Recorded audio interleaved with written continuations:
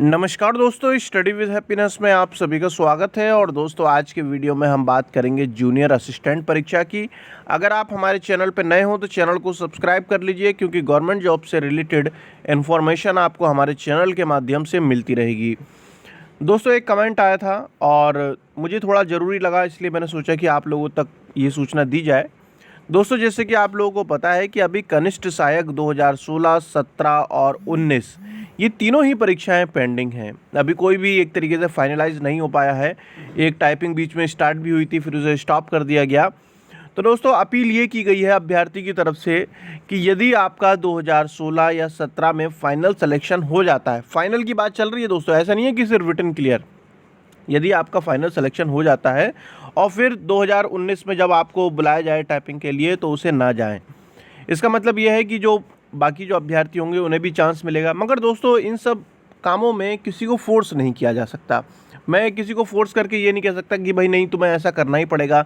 ये तो देखिए अपने अपने आपका इंडिविजुअल का डिसीजन है। बस मैं आपसे अपील कर सकता हूँ, ठीक है ना, कि जो जूनियर असिस्टेंट अगर आपका, क्योंकि ग्रेड पे तो लगभग सबका बराबर ही है दोस्तों, 2000 ग्रेड पे की नौकरी है। और यदि आपको मनचाहा आपका डिपार्टमेंट मिल जाता है, नौकरी मिल जाती है, आपको होम टाउन में मिल जाता है, तो फिर भाई आगे के लिए जो है बाकियों के लिए सीट को छोड़ा जा सकता है। आपको पता है इस समय पर जो है नौकरी की कितनी दिक्कत चल रही है और जो वैकेंसी खाली भी हो जाती हैं। मान लीजिए, देखिए कोई भी अभ्यर्थी है 2016 में भी जिसका सिलेक्शन हुआ है 2019 में भी हो जाता है, तो दो नौकरी तो एक साथ कर नहीं सकता। मान लीजिए उसने 2019 वाली जो है, मैं 2016 में हो गया था, फिर 2019 में भी ले लिया। अब क्या होगा, मान लीजिए आपने 2019 की नौकरी ज्वाइन कर ली और 2016 में जहां आपका सिलेक्शन हुआ था वहां पर सीट खाली रह गई, तो इसे भरने के लिए भी तो दोस्तों अगली भर्ती निकालनी पड़ती है ना, बहुत लंबा समय हो जाता है। आपको भी पता है, या तो वेटिंग लिस्ट का कॉन्सेप्ट आ जाए, क्योंकि अभी आपको पता है दोस्तों कि वेटिंग लिस्ट जो है वो अभी नहीं आ रही है। और यदि वेटिंग लिस्ट आ जाती है तो अच्छी बात है। मगर देखिए भाई, मैंने आप लोगों से अपील कर ली, अब आगे का डिसीजन आपके ऊपर है। और दोस्तों, अगली बात यह है कि जो इसकी दोनों टाइपिंग होती हैं इसके अंदर, हिंदी भी और इंग्लिश भी।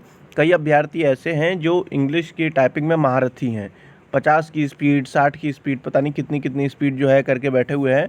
मगर बात आ जाती है हिंदी की, क्योंकि अगर आपने हिंदी नहीं की दोस्तों, तो फिर आपकी इंग्लिश की स्पीड कितनी भी क्यों ना हो, उसका कोई मतलब नहीं है।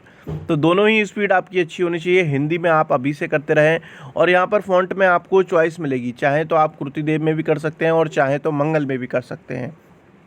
जिन लोगों ने अभी तक टाइपिंग स्टार्ट नहीं की है हिंदी में, मैं उन्हें सजेस्ट करूंगा कि आप कृतिदेव 10 में कीजिए।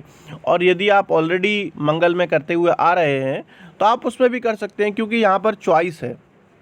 कुछ एग्ज़ाम ऐसे होते हैं जिनमें चॉइस नहीं होती, जैसे कि यूपीपीसीएल का एग्ज़ाम है दोस्तों, ऑफिस असिस्टेंट, उसमें साफ साफ लिखा हुआ है कि आपको कृतिदेव में ही करनी है, तो वहाँ आपके पास चॉइस नहीं है। मगर जूनियर असिस्टेंट की जो परीक्षा है, जो कि यूपी ट्रिपल एससी आयोजित करवाती है, वहाँ पर आपके पास चॉइस है।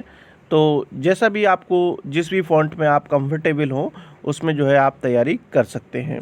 तो इसी तरीके की इन्फॉर्मेशन पाने के लिए चैनल को सब्सक्राइब कीजिए।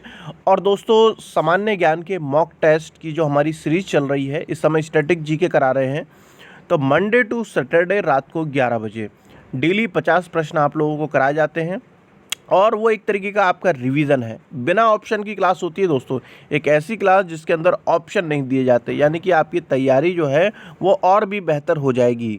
तो दोस्तों, आप सभी लोग आमंत्रित हैं रात की 11 बजे की मॉक टेस्ट क्लास में।